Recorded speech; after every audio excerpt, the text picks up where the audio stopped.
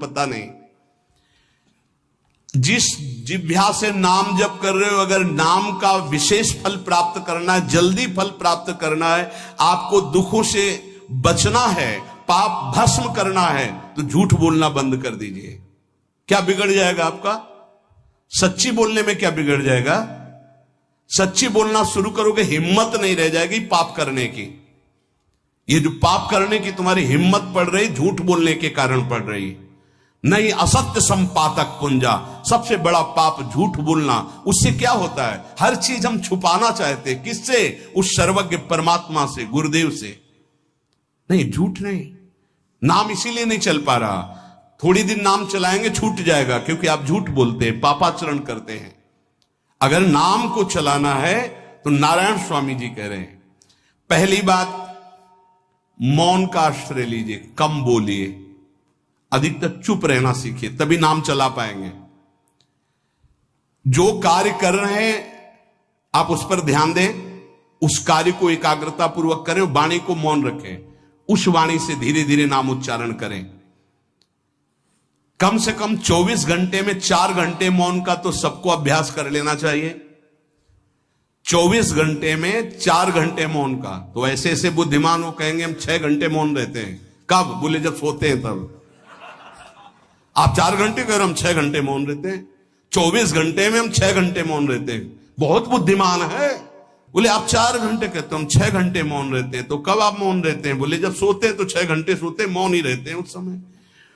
मौन जागृत की कह रहा हूं, 4 घंटे का। नारायण स्वामी के बहुत बड़े महापुरुष हुए, तुम 4 घंटे मौन का अभ्यास करो।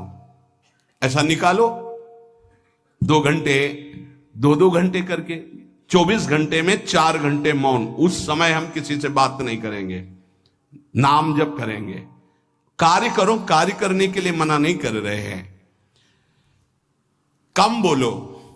आजकल लोग अपनी जीवनी शक्ति को बोलने के द्वारा बहुत नष्ट कर रहे हैं, व्यर्थ की बातें करते रहते हैं।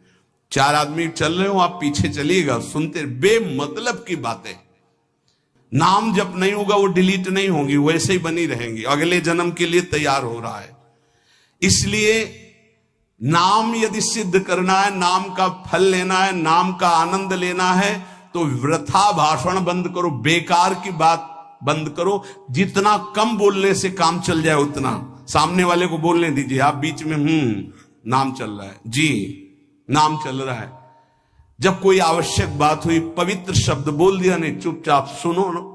उसको लग रहा है कि आप संभाषण करो, मान लो रिश्तेदार है, नातेदार है, मित्र, अब आप व्यवहार में हैं, आप सीधे ये तो नहीं कह सकते हमसे बात मत करो।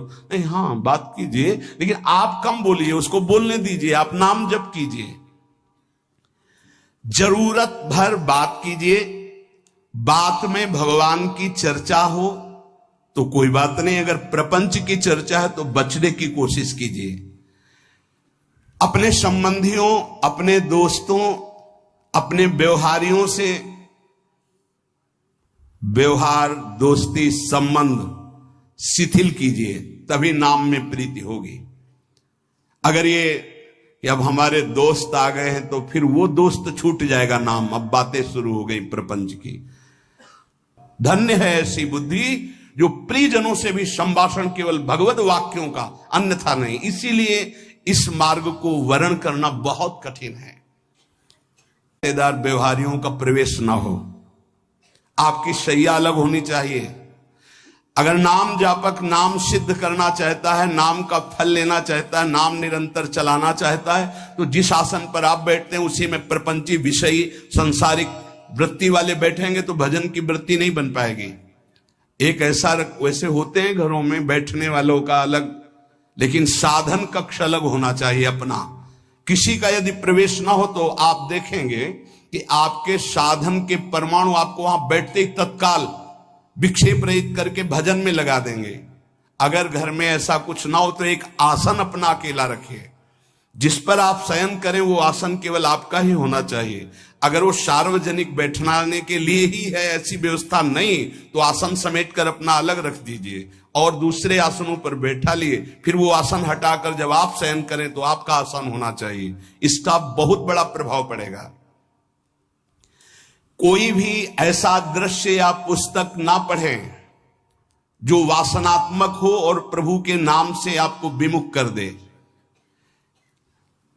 अखबार आदि, समाचार आदि, ये हमारे चिंतन को नष्ट करते हैं।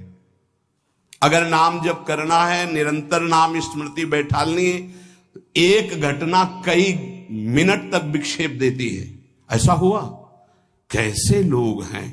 अब उसमें तो समाचार ही हो रहे हैं, सैकड़ों बातें हो रही, पेपर है तो सैकड़ों बातें लिखी हैं, क्या क्या, अब वो सब दिमाग में भर गई।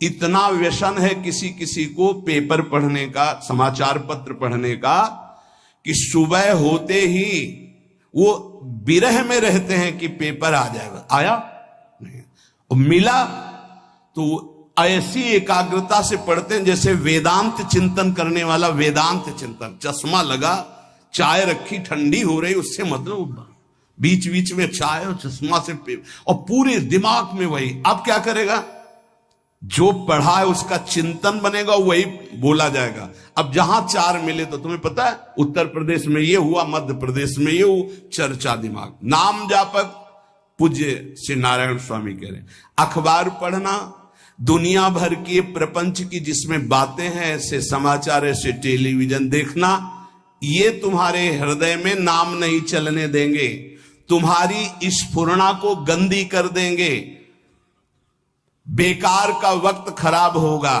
इसलिए अगर आपको पढ़ना ही है तो धार्मिक ग्रंथों को पढ़िए, अपने इष्ट संबंधी ग्रंथों को पढ़िए नाम जपने के लिए। किसी को कभी वचन न दे।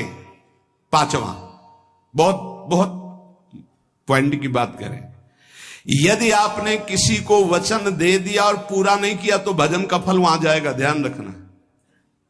यही हमसे सब त्रुटियां होती रहती है अपने लोगों से। जाओ आज से बाद वचन दे दिया, हम ऐसा नहीं करेंगे।